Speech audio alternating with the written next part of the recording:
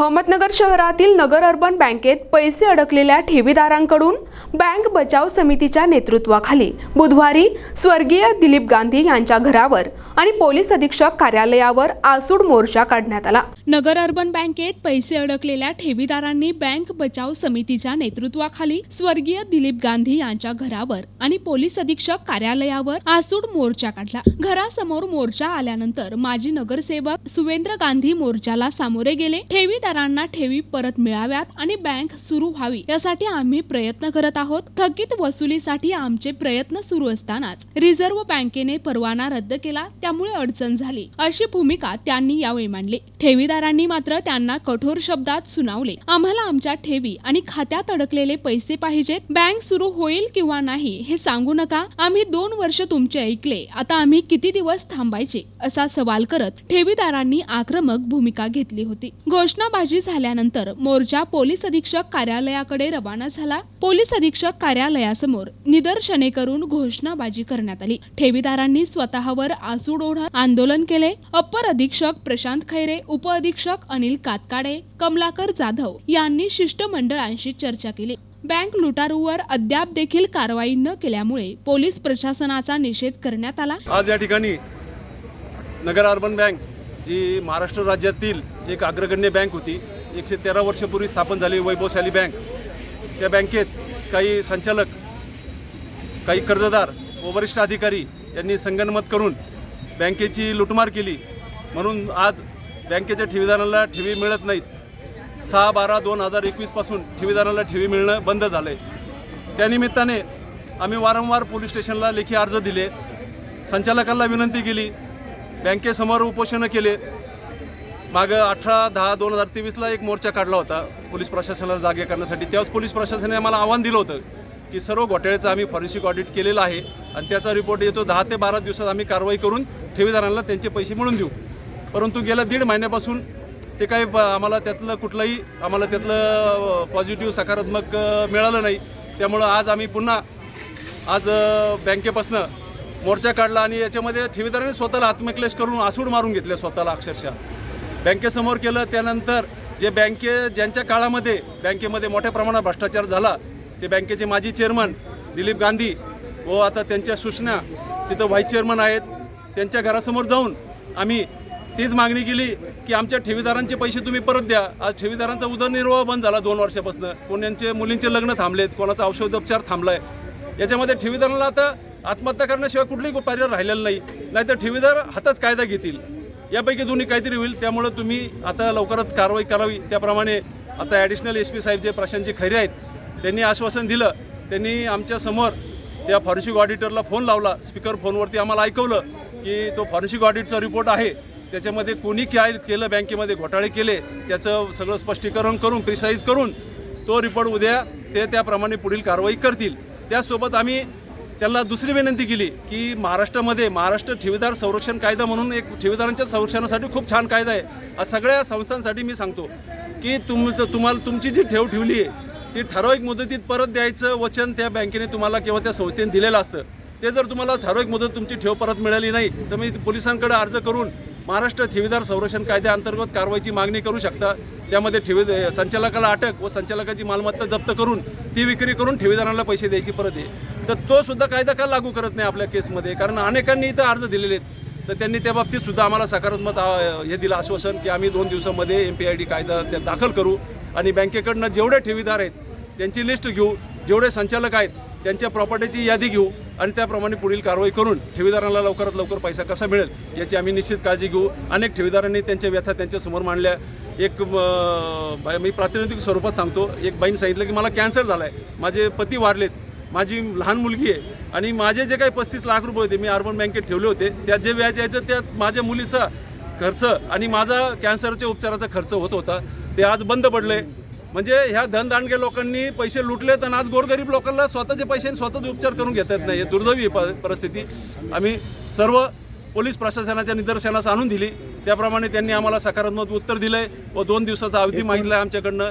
2 दिवसामध्ये ते कारवाई करतो असे म्हटलेले आहे। त्या 2 दिवस आम्ही वाट पाहू।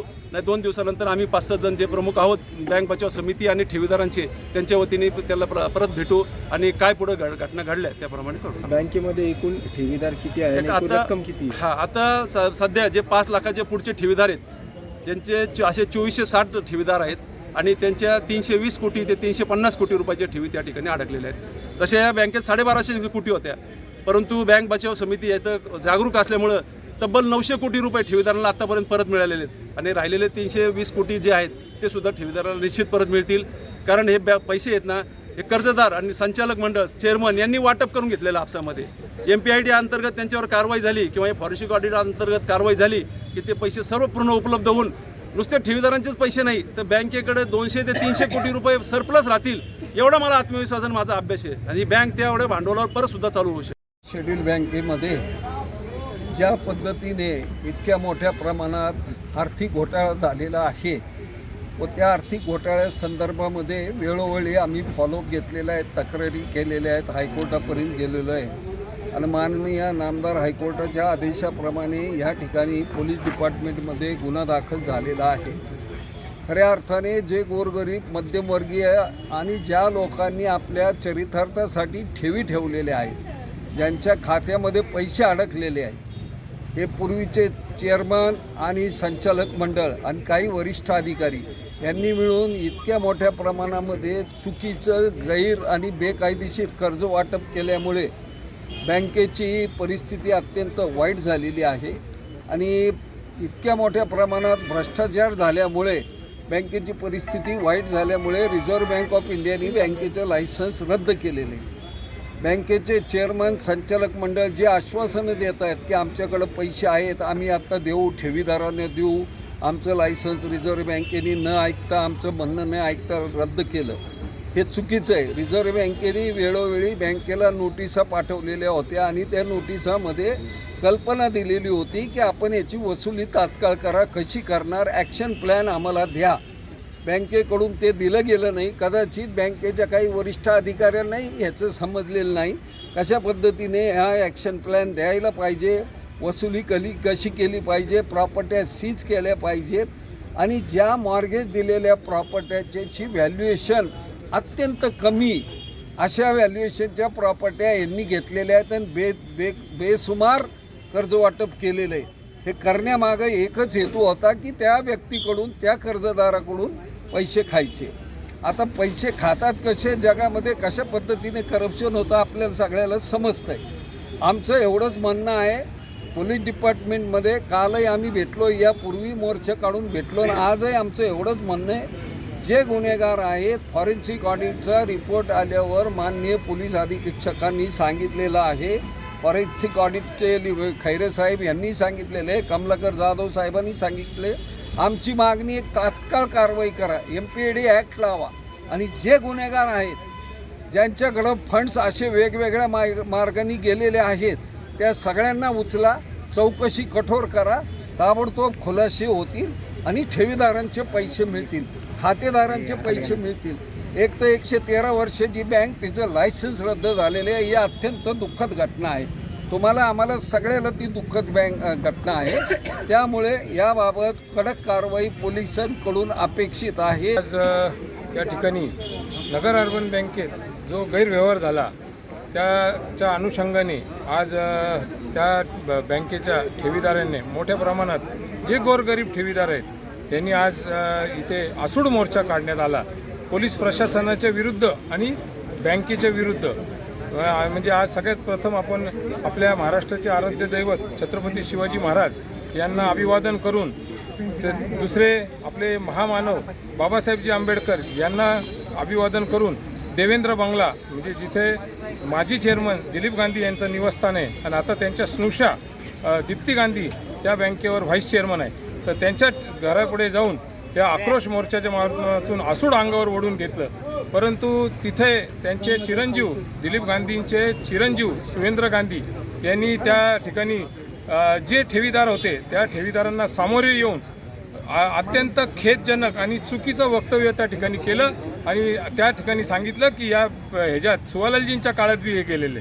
तर सुवालालजींच्या काळात असा कुठलाही गैरव्यवहार झालेला नाही किंवा रिझर्व्ह बँकेचे जे काही आक्षेप ज्या रिझर्व्ह बँकेने आणि यांनी दिले, तर फॉरेन्सिक ऑडिटमध्ये बी कुठेही सुवालालजी गुंतेचा आमची त्या ठिकाणी त्या डायरेक्टर संचालक मंडळात आमची बहीणसुद्धा होती आणि आम्हीच सुद्धा त्या फॉरेन्सिक ऑडिटच्या चौकशीला सामोरे गेलो, परंतु आमच्या बहिणीच्या कुठल्याही त्यांच्या समितीत तिचा सहभाग नव्हता किंवा आमच्या वडिलांचाही सहभाग नव्हता. उलट आमच्या वडिलांनी 2018 रोजी म्हणजे त्यांचं निधन होण्याच्या 8 दिवसापूर्वी या बँकेच्या विरुद्ध आणि खासदार दिलीप गांधींच्या विरुद्ध प्रेस कॉन्फरन्स घेऊन वार्ता परिषद घेऊन या सगळ्या याचा भांडा फोडला आणि ह्या बँकेत कसे गैरव्यवहार चालतात.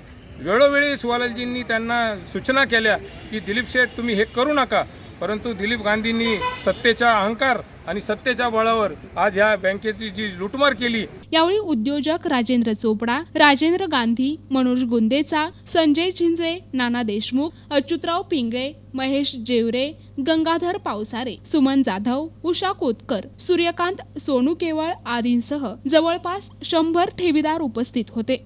NTV news Marathi, Ahmednagar.